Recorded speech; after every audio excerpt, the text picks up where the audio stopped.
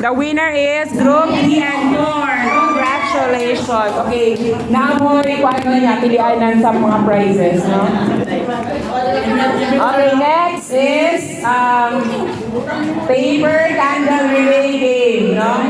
Nanagay ang kompleto ng 1, 2, 3, 4, no? Group 1, 2, 3, 4. So natay kandila diri ang inyong palumoy.